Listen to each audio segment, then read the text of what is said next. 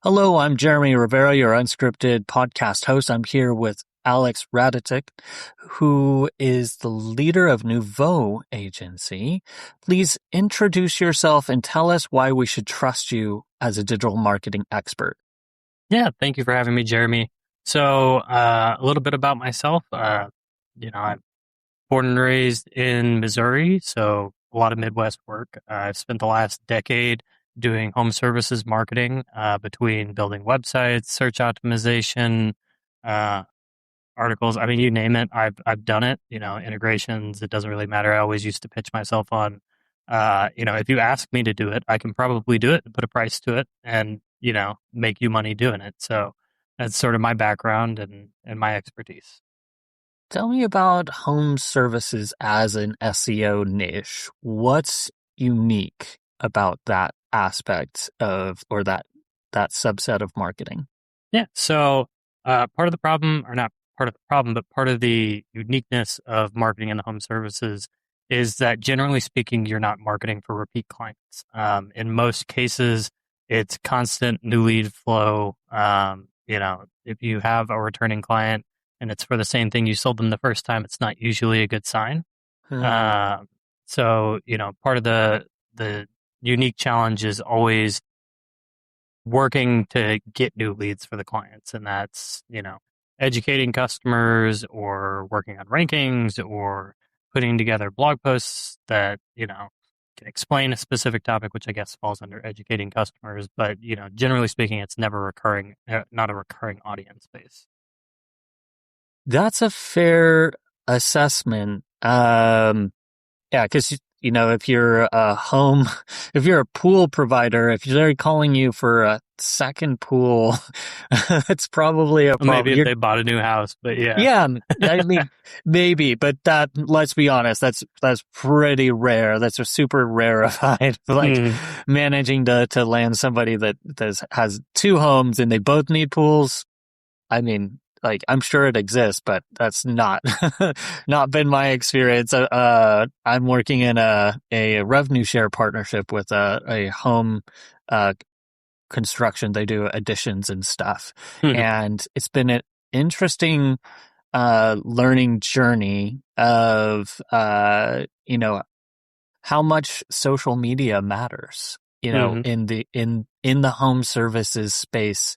The majority of visibility seems to be, Facebook, strangely enough. Yeah, so I run into that a lot. And I find it 50-50. A lot of the companies I work with are, uh, it's not they're not pretty. It's waterproof. Like most of my companies are basic waterproofing companies or sewer companies, plumbers, siding repair.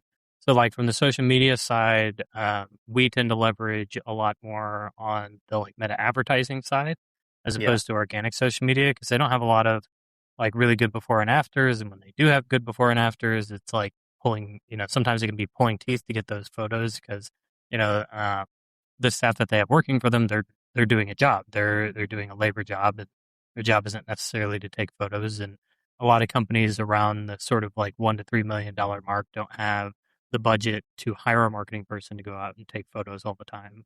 Um, so we tend to leverage a lot more of the paid marketing side on Facebook, and we get decent visibility, and we use it for brand building a lot more than we use it for lead generation. Um, Mostly just due to our experiences with lead quality. Yeah. Talking about lead quality, I interviewed Jake Melendi of Ignavito, and he did a study. I think it was 1,800 or so businesses, and less than 5%, replied within 24 hours. Hmm. Yep.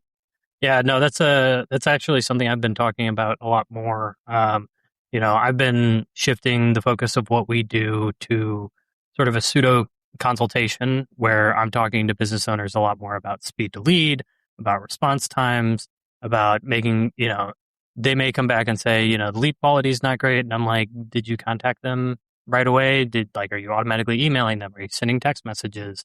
I'm working with one client right now where I've built an entire flow chart for speed to lead where it goes through every single contact stage automatically puts it in a call queue on day one, and then a second call on day two if they don't answer after leaving a voicemail. And then the next 15 days, they get emails like every 7 days. So it's like three extra emails total. It's like, hey, we were trying to reach you. Like, did you get a second opinion? Do you need a second opinion? Trying to basically hammer home, because most of these companies offer free estimates, at least most of the ones I work for. And so it's a no-brainer to reach out to a customer after 7 days when if they've had a wet basement, they've probably got a quote within the first couple of days. People want to get that fixed fast. They want people out to their house quickly. So if you're not answering the phone, if you're not answering emails, they're going to go find someone else. But with the ticket price on those jobs, it's worth reaching out and being like, hey, do you need a second estimate? So yeah, that's a huge issue. And like, even just that can increase sales close rates by like 5-10%, which I don't think a lot of people and a lot of companies have a lot of insight into. That, like, because most home services are seasonal, a 5% increase in close rate can actually net you more revenue than a 20% increase in leads year over year with the same close rate. That is a fantastic point of connecting both of those pieces, because we would, I was guilty of it from 2010 to 2020. I had blindness after I had a conversion. It was my job. I could get rankings, and get traffic. And that's if I did that, then I got paid. And what happened after that was always a black hole. But I think we cannot afford that as an industry anymore to sit back on our laurels.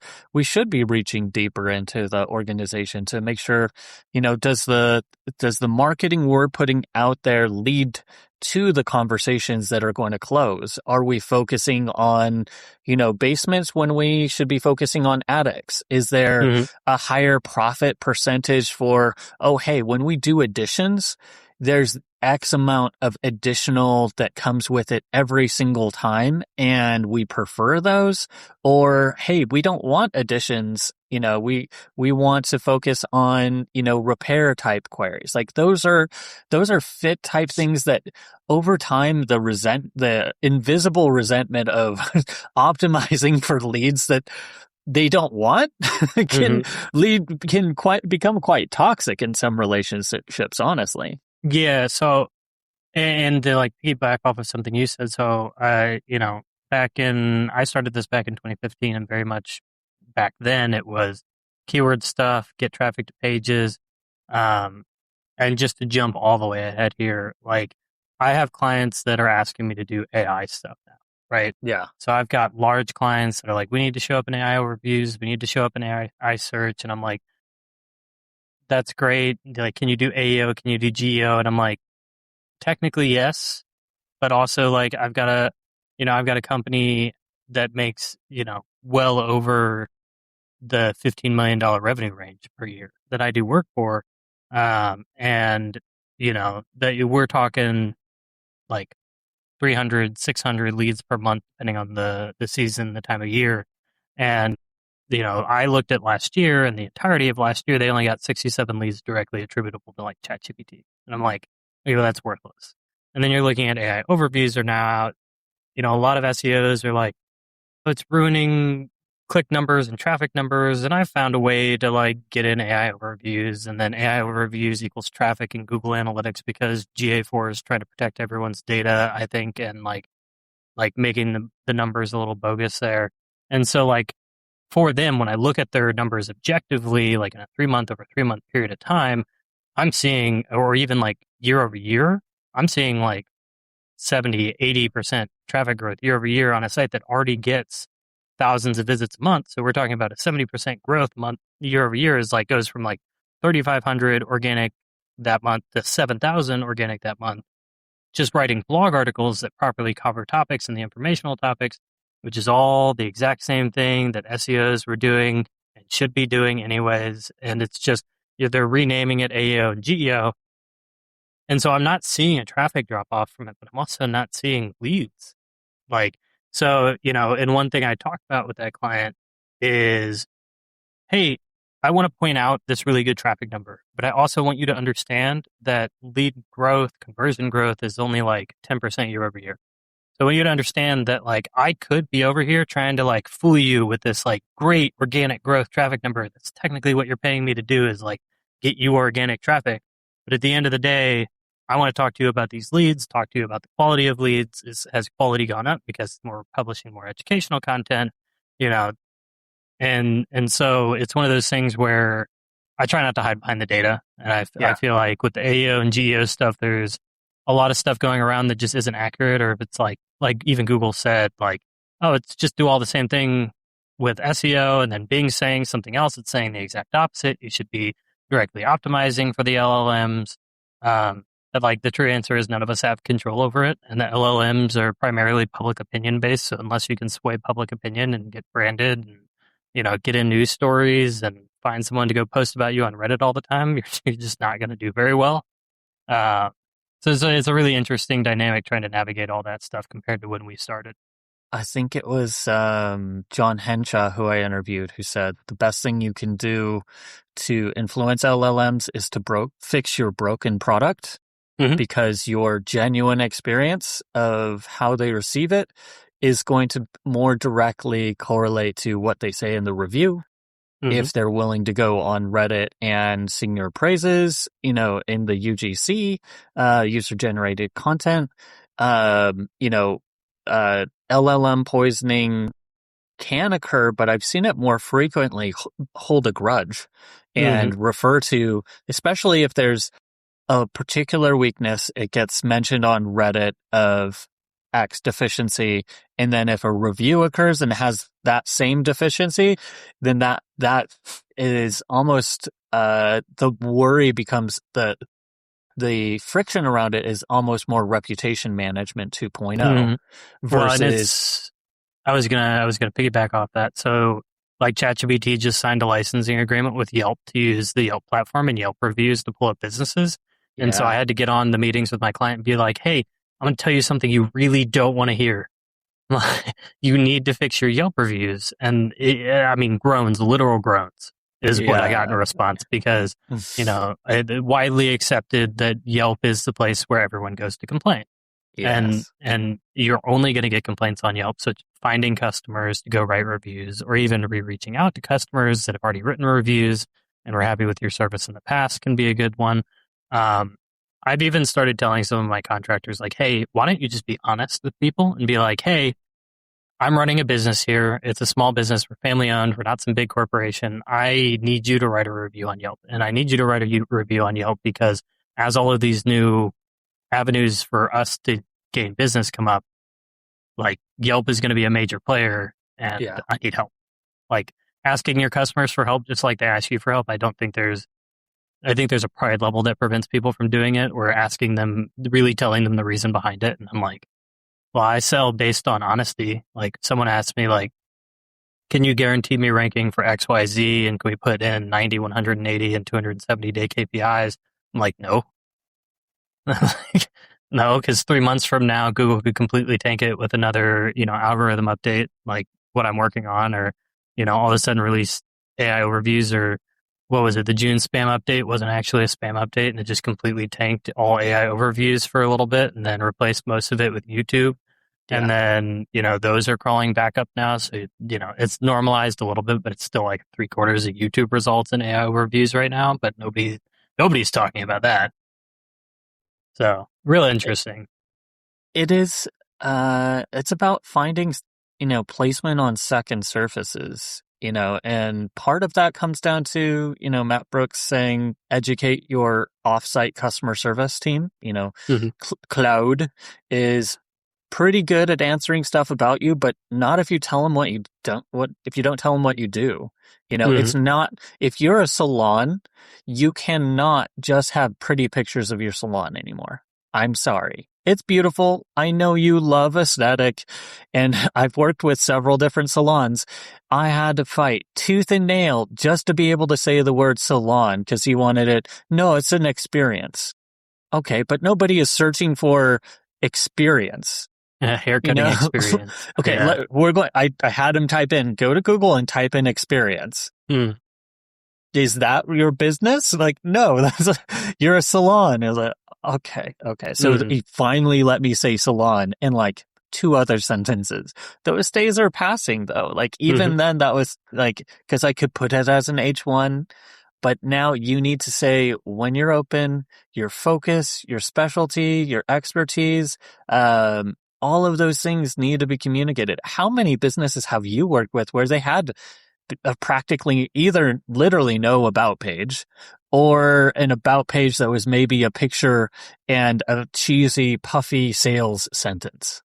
I still have a decent amount of those. I try to fix them, and my customers are all at all different levels of involvement. Some of them were built back in the day, and they get the updates, they get the speed updates, the technical updates, but they're also like not interested in paying for the more enhanced SEO and the actual active writing. So I'm like, well, if you're happy with the leads and you're not complaining, and I'm still working like making sure you have the latest schema or like putting LLMS.text, which nobody knows if that works or not, or and all those things. So I still run across a decent amount of that. I do also more often run across people being like, I want to rank for X keyword. I want to rank for foundation crack repair. And then I'm like, go pull up foundation crack repair and tell it like, here's what the SERP looks like. It is a shopping and informational query with no businesses on it. Or the same thing happens with insulation. People are like, I want to rank for attic insulation. When you search attic insulation, it's Owens Corning and Home Depot and Lowe's and products. And there's a maps listing, where 3 companies show up that do nothing but that. And I'm like, it's just not a great keyword to rank for. It's, there's too much competition from major corporate players on those that we're never going to rank number 1 for it. It doesn't matter what your domain authority is or whatever you like, whatever the arbitrary ranking number that you want to give it is. Like, you could be a $30 million a month company and you're not, like, it's not going to make you rank for this keyword because that keyword doesn't have anything to do with people actually searching for that service. Like, you have to really, and I find having to do manual, like actual true manual keyword research, going and not just looking at volumes on like SEMrush or Ahrefs or anything like that, and getting the keyword intent, but going and actually looking at the search and then seeing, okay, it's got this and this and this on it. And those are informational. And then it's got these 3 commercials. So like, I have to figure out how is the content that I'm going to write fit into that. One thing that I have been digging into this week is search volume.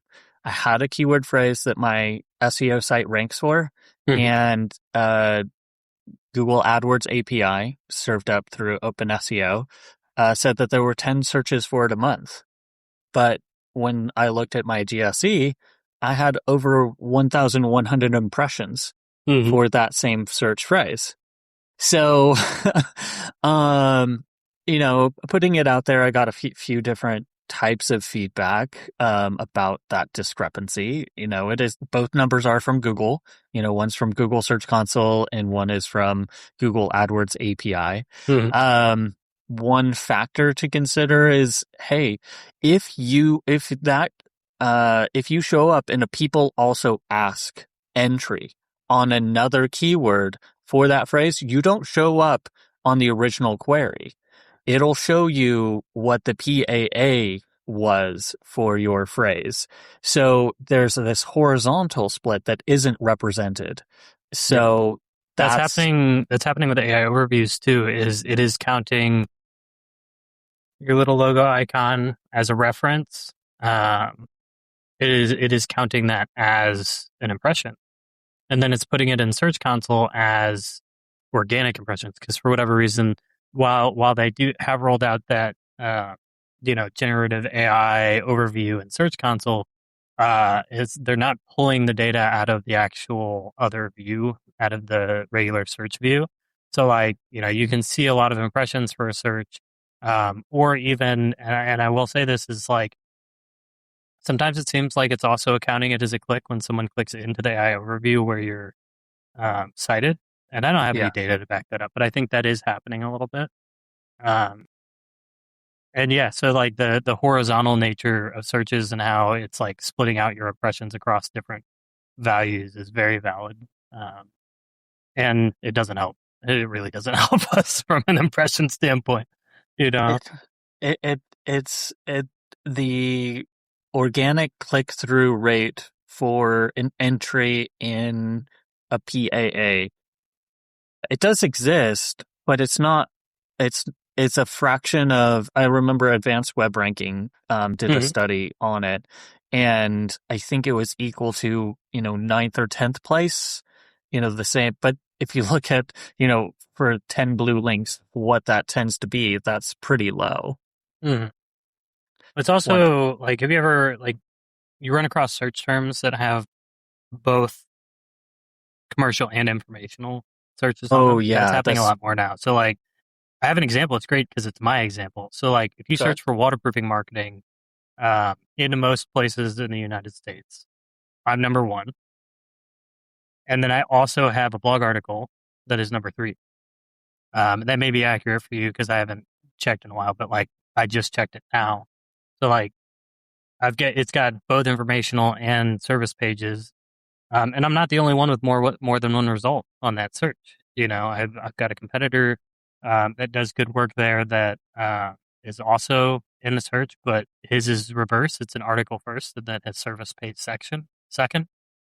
So it's really interesting that like sometimes I think it's just willy nilly, and Google's like, all right, I'm not sure what this search intent is like for foundation, like foundation settlement repair. Like it's a combo. It's commercial and informational because like it's one of those services, and we talk about this all the time with our clients. It's like foundation repair, the whole concept or the whole like structure of that service platform is education, because someone will see a crack in their basement and they will just ignore it if it's not accurate. Yeah. Someone will have sticking windows and doors and they will just ignore it because they think it's the house being. So like the main barrier to getting those jobs is actually educating the customer that like, hey, you do have a problem and we offer free inspections, and then still getting them to bite on the education to actually make a conversion.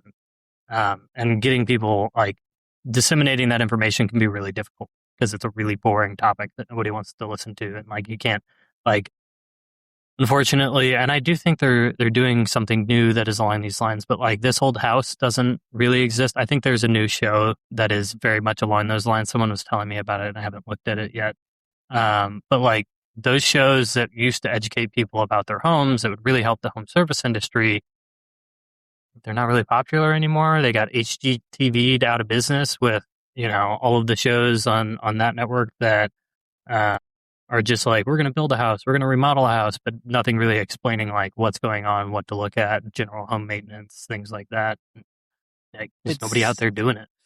it seems like it's a good moment for if you can either get your client to be interviewed, you Mm-hmm. can interview them internally. I did this for Permacast in Florida and interviewed both the installation manager and the CEO internally.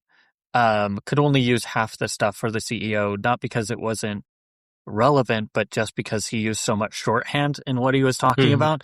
But talking to the installation manager of, okay, what's in the way when you get there to getting the job done? He's like, oh, well, they didn't know that they needed this much clearance and there needed to be this much space along the line where the concrete wall was going to sit forever.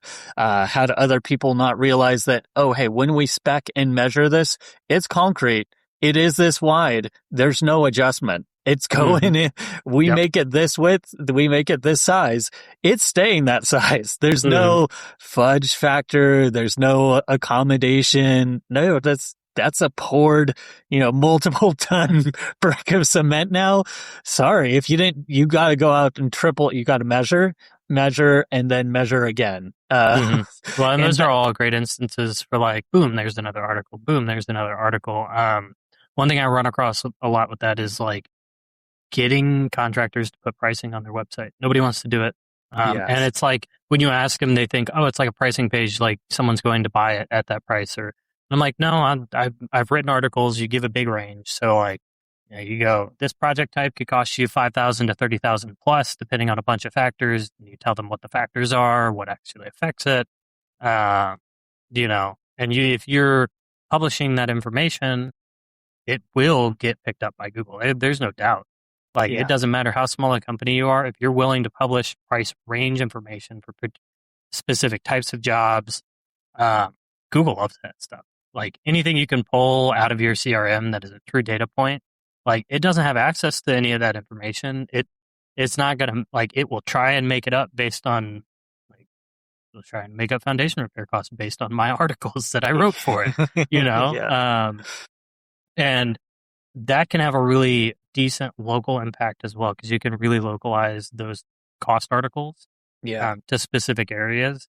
And so, while it seems counterintuitive that people don't want their competitors to see their pricing because they don't want to undercut the pricing, it's one of those things where it's like, it's just trust builder and it will net you more leads than it will lose you because your competitor, who may or may not do substantially poorer job than you, um, is now going to then undercut your pricing to do an even poorer job. Like, I try to work with companies that I would stand behind the work that they did if I was at that company. Yeah. And I guess I'm proud to say that I don't have anybody. I have turned down people before, years in the past when they came to me and they're like, I want to do this type of website for this type of service. And then they told me, and it's in a foundation repair market and it was for foundation crack repair. And then they told me the method they were using. And I straight up told the guy, I'm like, I can't do that. You're going to charge people money for a non-permanent fix claiming it's permanent. Like I can't even optimize for that because you're just going to get bad reviews. So no. So like I've told people no before. Try to screen that out because it's easier to work with people who stand behind their work. Absolutely. Yeah. There have been hard no's, not just in the casinos, pills, niches. There are people who have either in the conversation what they worked on, that's, if they're coming out the gate like, okay, can you put, a bunch of extra pages and, just get us to rank right away? Can you buy us a bunch of links from, I don't know how to get the most links from India. And one guy said, he's like, I want the most links you can buy me from India. I'm like, wow, right out the gate. Like, no, that's really bad idea. And, I'm, I'm not willing to I'm not willing to engage in like overtly risky, optimizations for you. Cause then it's going to come back to me. Like that's just bad business on my behalf. If I know something is truly black hat and has a true risk of getting your business banned, like, I'll tell you if it's real or not, but I'm not going to do it for you. No, I get that. Back on the topic of that I brought up earlier with like a lot of people get burned by agencies, burned working overseas. There's a lot of companies out there that are willing to sell you a promise to get a temporary gain on their behalf, in my opinion. Yeah. In our industry, it's a problem. I mean, and every industry has it, or they're willing to do the work for way less, and it's just not going to be as good a work. And this like selling our services, like, I need you to trust my expertise. So I need you to understand that, like, I'm not going to lie to you even sales process. So if you come to me and you're like, how long is it going to take me? I just started this business. I bought this domain. It has no domain history. It's never been on the internet before. It's for this competitive plumbing niche. How long is it going to take for you to rank this website? And my answer is going to be like, currently 6 to 9 months for you to start seeing organic leads coming through, most likely. Yeah. There are things we can do that will generate organic leads. Like the business listing will help. Getting some reviews on the business listing will help. It'll generate its own organic leads. But the business listing isn't the website. It's not actually organic traffic. Or you can run ads, but you're going to spend the first 2 weeks you start an ad account. It's going to take you 2 weeks of spending money and getting nothing just to figure out if it's going to work in the future. Yeah. And I've made a lot of really good business partnerships and relationships selling that way. And I think I've protected myself a lot from compromising my own like reputation by saying, no, I won't guarantee that. And like people that are willing to guarantee you specific rankings for specific keywords, they're just lying to you because there's no way to guarantee that. Yeah. And that's a lot of where I come from. Like, I could pick a really niche, low competition keyword and be like, yeah, I can get you ranking for that. No problem. There's like 3 articles on the internet for it. But I try to be honest about how business works for the home service industry with my business owners, and I think that nets me a lot of trust. Given I've been doing this for 10 years. I've been writing these pages and doing research. Like some of these industries, I have been doing it longer than some of the people that I'm working with have owned their own business in that industry. So I don't know. It's an interesting dynamic. What, in your opinion, is the low-hanging fruit in SEO right now? What is a tried and true, maybe trite, maybe predictable, but hey, it works, do it. Yeah. So I mean, there's all the normal stuff that you can find everywhere, like standard technical optimization.